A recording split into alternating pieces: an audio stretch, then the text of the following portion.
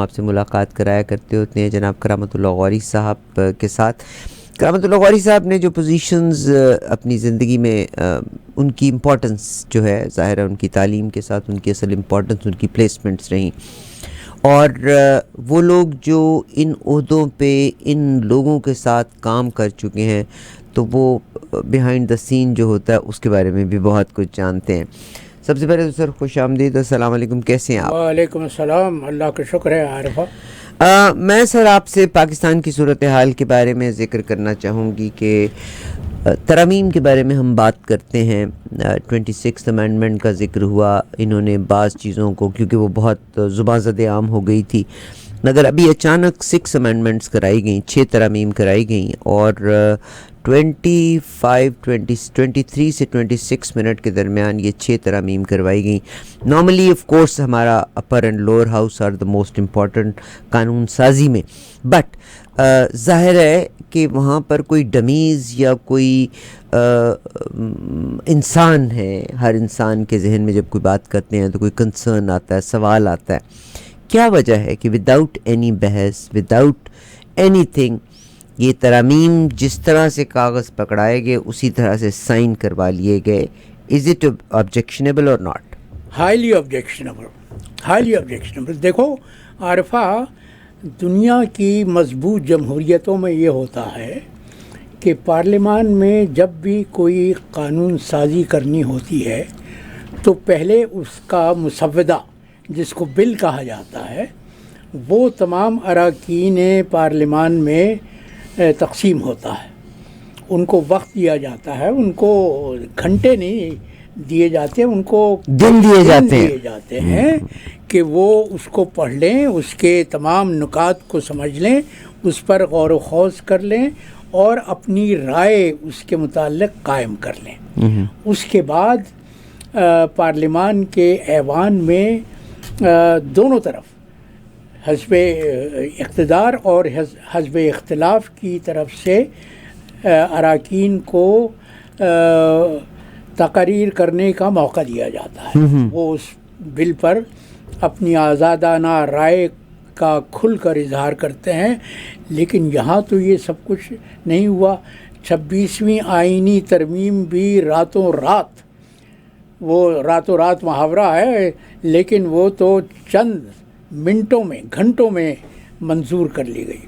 اسی طرح یہ جو 6 قوانین بنائے گئے ہیں 26ویں ترمیم کے بعد, اور ان قوانین کا لب لباب کیا ہے, وہ جو ہم کہتے ہیں نا سفارتی اصطلاح میں کہ دے آر پرسنالٹی اسپیسیفک. ترمیم کی گئی ہے آرمی ایکٹ میں ترمیم کی گئی ہے, اور اس کے تحت تینوں مسلح افواج کے سربراہان کی مدت ملازمت, جو روایت کے مطابق, قانون کے مطابق 3 سال ہوا کرتی تھی, اس کو بڑھا کر 5 سال کر دی گئی ہے. اور فوج میں افواج پاکستان میں یہ بھی قانون ہے کہ 64 سال کی عمر کو پہنچنے پر جنرل ریٹائر ہو جاتا ہے. لیکن اس 64 سال کی عمر کی حد کا اطلاق سربراہ فوج پر نہیں ہوگا. وہ اگر سربراہ منتخب ہو جاتے ہیں, نامزد ہو جاتے ہیں, تو وہ اگر 64 سال کی عمر سے زائد بھی ہو جائیں تو وہ اپنے عہدے پر کام کرتے رہیں گے. مزید یہ اضافہ کیا گیا ہے کہ 5 سال کی مدت ملازمت ختم ہونے کے بعد بھی ان کو مزید 5 سال کی اور مہلت دی. بہت شکریہ سر, یہ خبر تو ہم نے بہت بار پڑھی بھی اور سنی بھی, مگر اب میری آبزرویشن یہ ہے کہ انسان جب کسی پوزیشن کے اوپر جاتا ہے, اس پوزیشن کے بعد پھر اپنی ACRs مکمل کرتے ہوئے ہر سال اس کی کوشش ہوتی ہے میری بہترین پرفارمنس ہو تاکہ میرے آگے ترقی کے چانسز ہوں. اور جنرلز روز پیدا نہیں ہوتے. آرمی میں بھی جو ایک دا موسٹ آرگنائزڈ انسٹیٹیوشن ہے, مطلب یہ میں یہ نہیں کہ میں کسی کو چڑھانے کے لیے یہ بات کر رہی ہوں. اپنے اگر میں پاکستان کے کسی ادارے کی تعریف کروں اپنے طور پہ کر سکتے ہیں, مگر انٹرنیشنلی پاکستان کی army is the most organised institution, اس میں کوئی شک نہیں. اینڈ یہ ریٹنگ ہم نہیں کرتے انٹرنیشنلس کی. ابھی ریسنٹلی انگلینڈ میں پاکستان کی جو آرمی کے لوگ ہیں انہوں نے اپنی کارکردگی کی بنا پہ پہلی پوزیشن لی. اس آرگنائزڈ انسٹیٹیوشن ہونے کے نقصانات یہ ہیں کہ اشخاص نے اپنے ذاتی مفاد کے لیے اس کو استعمال کرنا شروع کر دیا.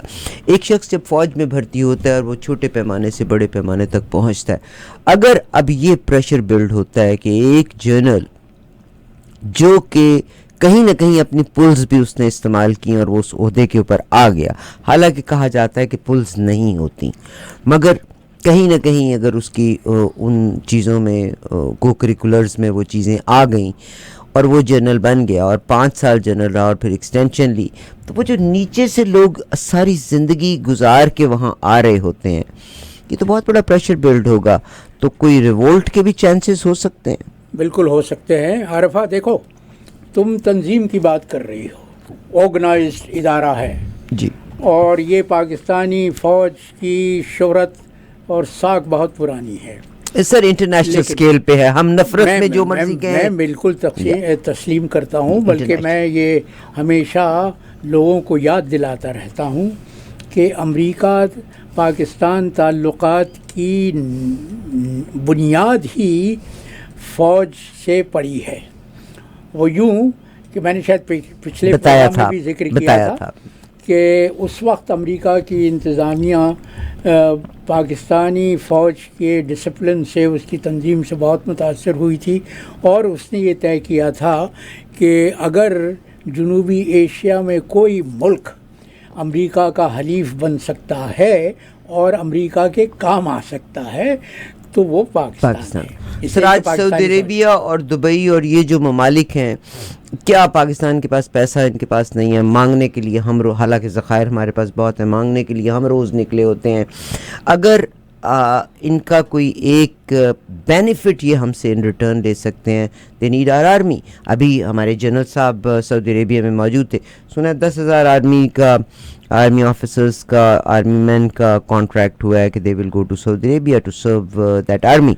تو آرمی ہماری اسٹرانگ ہے. کوئی پہلی بار نہیں ہوا عارفہ. جی, تمہیں یاد ہوگا کہ 1979 میں 1979 میں جب حرم کعبہ پر شرپسندوں نے قبضہ کر لیا تھا اور وہاں سے ان کو خالی کرانے والے پاکستانی فوجی تھے, اس کے بعد سعودی حکومت نے پاکستان سے درخواست کر کے 2 بریگیڈ, 10,000 نہیں 2 بریگیڈ, ایک بریگیڈ میں کم از کم 12,000 افراد ہوتے ہیں, 2 بریگیڈ پاکستان سے مانگے تھے, جو برسوں تک ایک طائف میں رہا اور دوسرا ریاض میں رہا. بہت خوب. اور وہ پاکستان کے لیے ظاہر ہے کہ زر مبادلہ کماتے رہے, اپنے لیے بھی زر مبادلہ کماتے رہے. اس کے بعد جب ایران عراق جنگ اپنے شباب پر تھی تو سعودی اور ایران نے جب اپنے دفاع میں جوابی حملہ کیا ہے تو عراقی پریشان ہو گئے تھے. اس وقت عراق نے سعودی عرب سے یہ کہا کہ پاکستان کے جو 2 بریگیڈ تمہارے یہاں ہیں ان کو ہماری مدد کے لیے سعودی عربیہ سے کہا, سعودی عرب سے. سعودی حکومت نے اس وقت جنرل ضیاء الحق پاکستان کے حکمراں تھے اور ان کے متعلق یہ مشہور تھا کہ وہ سعودیوں سے بہت متاثر تھے اور ان کے حلقہ اثر میں تھے. سعودی حکومت نے جب ضیاء الحق سے یہ فرمائش کی کہ یہ 2 بریگیڈ عراق کی مدد کے لیے ایران عراق جنگ میں حصہ لینے کے لیے بھجوا دیے جائیں, تو ضیاء الحق نے صاف انکار کر دیا. 2 ہمارے نیبر ملک کے اگینسٹ ضیاء الحق نے یہ کہا کہ ہماری نہ ایران سے دشمنی ہے نہ عراق سے دشمنی ہے, ہم دونوں کے دوست ہیں, ہم دونوں کے حلیف ہیں, ہم دونوں کے مسلمان بھائی ہیں. سعودیوں نے طیش میں آ کے کہا کہ اگر تم ہماری یہ بات نہیں مانتے تو ہم یہ 2 بریگیڈ واپس بھیج دیتے ہیں۔ ضیاء الحق نے کہا کہ ٹھیک ہے بھیج دو۔ وہ اس وقت ضیاء الحق نے ایک ایسی مثال قائم کی تھی جس کی نظیر نہیں پاکستان ملتی، کی تاریخ میں کوئی مثال نہیں ملتی۔ ہے۔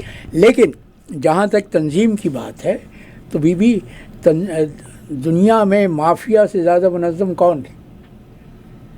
تنظیم تو ہم نفرت کے لیے کہہ رہے ہیں۔ دیکھو نا، دیکھیں تنظیم اگر قوم کی فلاح اور بہبود کے لیے ہو تو وہ فبہا، لیکن یہاں تو ہم نے یہ تاریخ دیکھی ہے کہ تنظیم کا دائرہ کار تمام تر افواج کی فلاح و بہبود کے لیے ہے، قوم کو اس سے کوئی فائدہ حاصل نہیں ہو رہا۔ بہت شکریہ۔ آپ ہی کی طرح 6180 نے بھی یہی کہا ہے کہ بدماشوں کا گروہ بھی منظم ہوتا ہے۔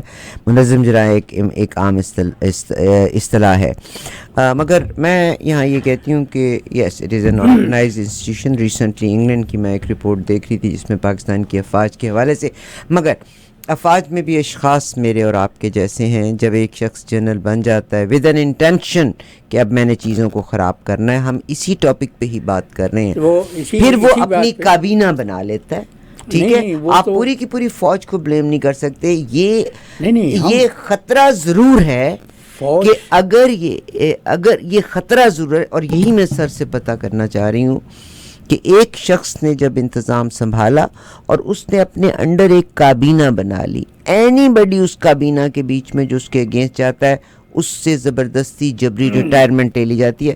ابھی ریسنٹلی 2 ریٹائرمنٹس آپ کے نوٹس میں گزری ہیں جو جنرلز کو لی گئیں، اور اس کے ساتھ ہی 7 میجر جنرلز کو لیفٹیننٹ جنرل کے عہدے پر ترقی دی گئی ہے۔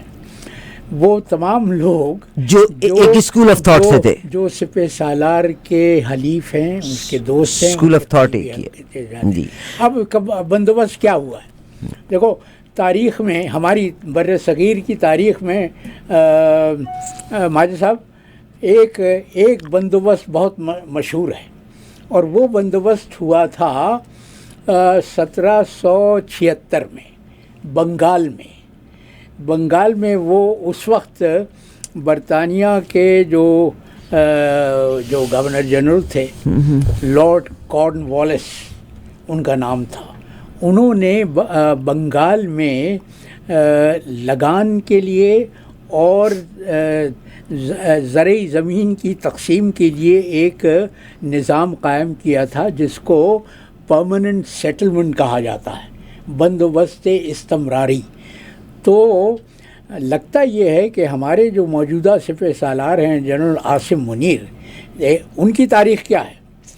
ان کی تاریخ یہ ہے کہ وہ اب ریٹائر ہو چکے تھے، ایک دن کے لیے کمانڈر ان چیف کے عہدے پر ترقی پانے کے لیے، اور پاکستان کی فوج کی تاریخ میں کبھی یہ نہیں ہوا اس سے پہلے کہ ایک ریٹائرڈ جنرل کو سپہ سالار لگایا گیا ہو۔ تو جو جہاں تک عاصم منیر کا تعلق ہے، ان کا تو تمام تر کارنامہ یہ ہے کہ انہوں نے جو کچھ بھی کیا ہے وہ اپنے فائدے اور اپنے فلاح کے لیے کیا ہے۔ پاکستانی تاریخ کے جو ہم موجودہ دور ہے وہ ہم شروع کرتے ہیں اس وقت سے جب عمران خان کے خلاف سازش کر کے اس کو اقتدار سے محروم کیا گیا۔ اس کے بعد قمر باجوہ کی جگہ جنرل عاصم منیر سپہ سالار ہو گئے۔ اب عاصم منیر صاحب نے کیا بندوبست کیا ہے؟ انہوں نے وہ جو میں لارڈ کارن والیس کی مثال دے رہا تھا، انہوں نے لارڈ کارن والیس نے تو اپنے ایسٹ انڈیا کمپنی کے حق میں وہ بندوبست کیا تھا۔ عاصم منیر نے یہ بندوبست صرف اپنی ذات کے لیے کیا ہے۔ بندوبست کیا ہوا ہے؟ بندوبست یہ ہوا ہے کہ فوج کے تینوں، اصل میں اس میں تینوں بحریہ اور فضائیوں کو بھی شامل کر لیا گیا، لیکن وہ تو براہ نام ہے۔ اصل اقتدار، اصل طاقت تو بری فوج کے سپہ سالار کے پاس ہوتی ہے۔ تو طے یہ ہوا ہے، قانون یہ بن گیا ہے کہ سپہ سالار کی مدت ملازمت 3 سال کے بجائے 5 سال کی ہوگی۔ اور یہ بھی طے ہوا ہے کہ فوج کا جرنیل 64 سال کی عمر کو پہنچنے کے بعد ریٹائر ہو جاتا ہے. لیکن اب فوج کے سربراہ کے لیے یہ قید بھی ختم کر دی گئی ہے. وہ اگر 64 سال کی عمر سے تجاوز بھی کر جائے تو وہ اپنے عہدے پر کام کرتا رہے گا. اور ستم بالائے ستم یہ ہے کہ 5 سال کی مدت ملازمت پوری ہونے کے بعد مزید 5 سال کی توثیق کی جا سکتی ہے. تو عاصم منیر کو ریٹائر ہونا تھا اگلے برس نومبر میں. اب موجودہ بندوبست کے تحت وہ 2027 نومبر کو ریٹائر ہوں گے.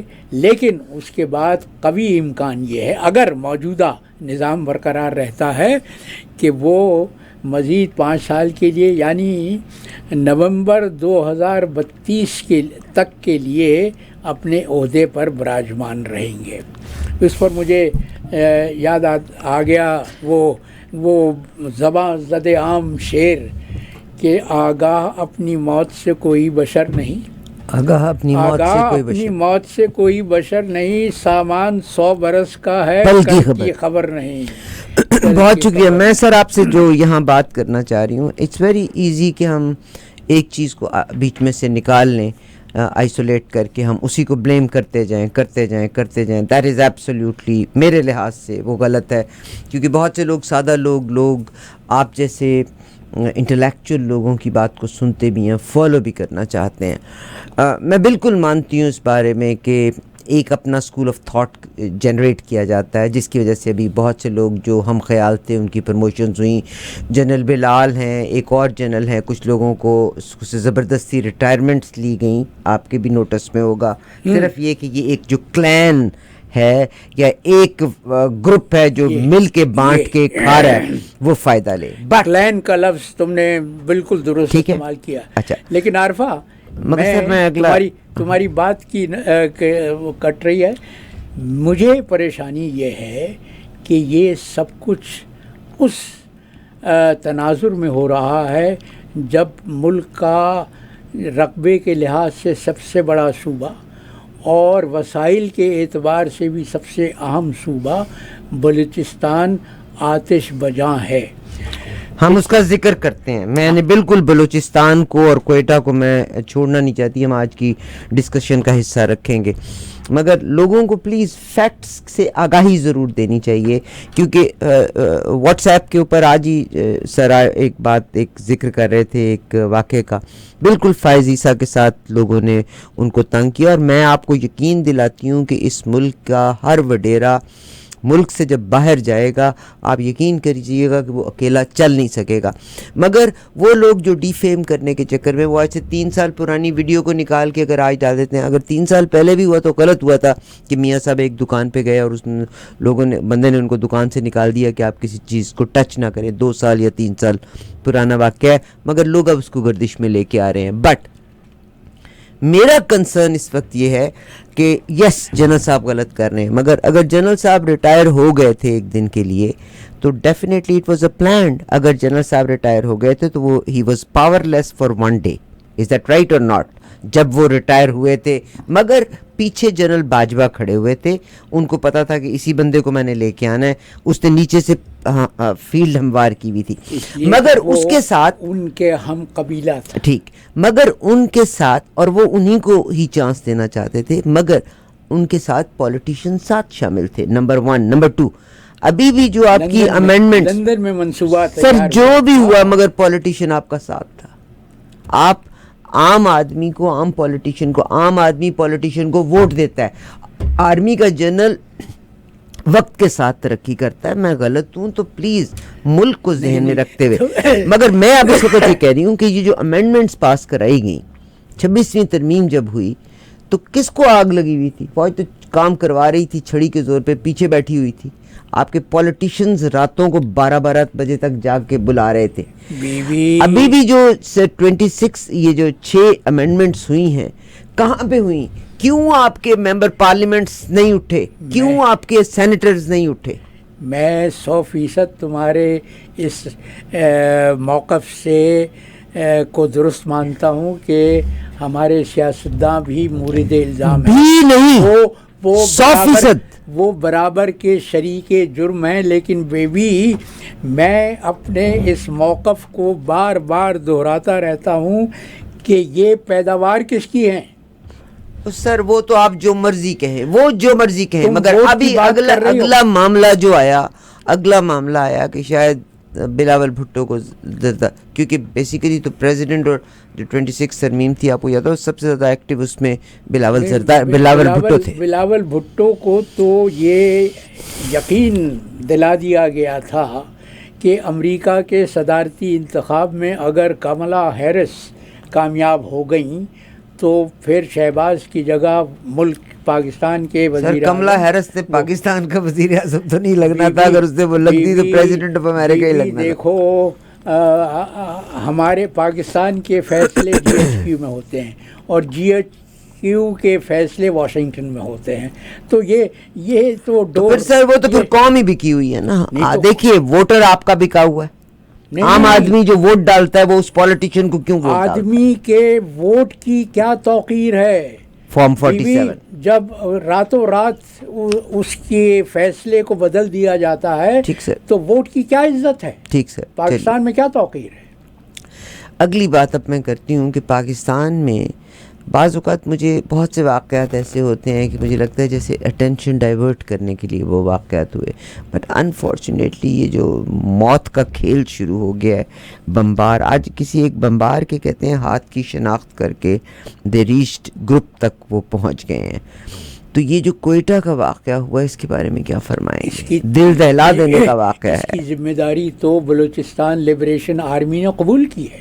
صحیح، دیکھو یہی تو پریشانی کی بات ہے، یہی تو تشویش کا باعث ہے کہ بلوچستان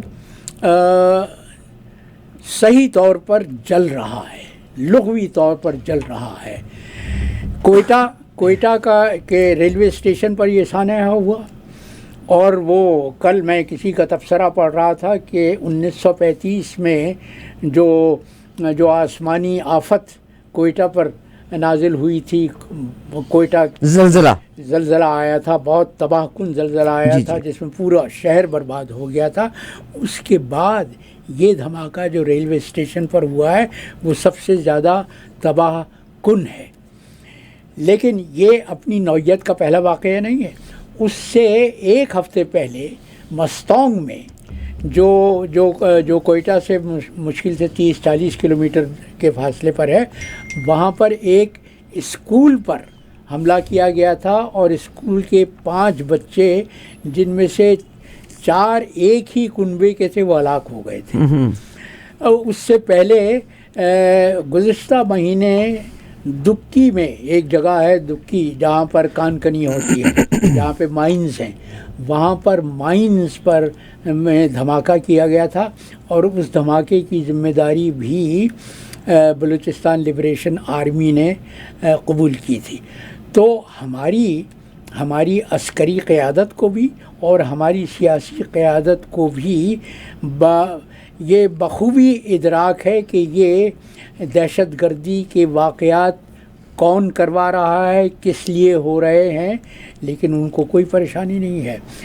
برائے نام عاصم منیر صاحب اس نماز جنازہ میں شرکت کرنے کے لیے کوئٹہ پہنچ گئے کہ جہاں ان کا وہ جو دھماکہ ہوا ہے ریلوے اسٹیشن پر، اس میں سیکیورٹی کے افراد بھی ہلاک ہوئے تھے، تو وہ ان کی نماز جنازہ میں شرکت کرنے کے لیے پہنچ گئے، لیکن بھائی نماز جنازہ میں شرکت کر لینا ہی کافی نہیں ہے، تواتر سے مہینوں سے اعداد و شمار یہ ہیں کہ 2023 کے مقابلے میں اس رواں سال 2024 میں دہشت گردی کے واقعات میں دگنا اضافہ ہو گیا ہے، لیکن کوئی پریشانی نظر نہیں آتی، کوئی منصوبہ ہمارے سامنے نظر نہیں آتا کہ جس کے ذریعے سے حکومت وقت اور حکمراں طبقہ بلوچستان میں اس دہشت گردی کی آگ کو بجھانے کے لیے کام کرنے کے لیے آمادہ نظر آتا ہو۔ بجھانا تو کجا، وہ تو جلتی پر تیل چھڑکنے کے مصداق کام کر رہے ہیں. یہ تمام تر توجہ اس پر مرکوز ہے کہ عمران خان کو کسی طرح سے بھی کسی بھی صورت میں جیل سے باہر نہیں آنے دیا جائے.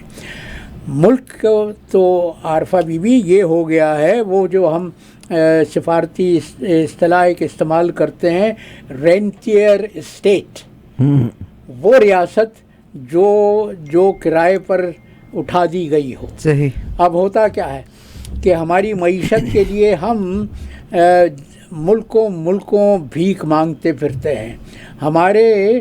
ہمارے تمام تر مالیاتی پالیسیاں رہین ہیں IMF کی، اور ہم اپنی قیادت کے لیے دیکھتے ہیں واشنگٹن کی طرف. اب دیکھو کیسی رسوائی کا باعث ہے کہ بجائے اس کے کہ پاکستانی عوام اپنے اداروں کی طرف دیکھیں، وہ ان کی امیدیں وابستہ ہیں تو اب ڈونلڈ ٹرمپ سے ہیں کہ ٹرمپ جب صدارت کا منصب سنبھالے گا تو پاکستان میں سب کچھ ٹھیک ہو جائے گا. یہ جس ملک کا حال ہو، جس قوم کی ذہنی کیفیت یہ ہو، اس کے متعلق کیا رجائیت کی بات کی جا سکتی ہے، کیا امید رکھی جا سکتی ہے کہ وہ اپنی حالت کو سدھارنے کی کوشش کرے گی. بہت شکریہ. ہم دعا تو مانگتے ہیں، لیکن اللہ اپنی کتاب میں کہہ رہا ہے کہ وہ اس قوم کی حالت نہیں بدلتا جس کو اپنی حالت بدلنے کا خود احساس تھا.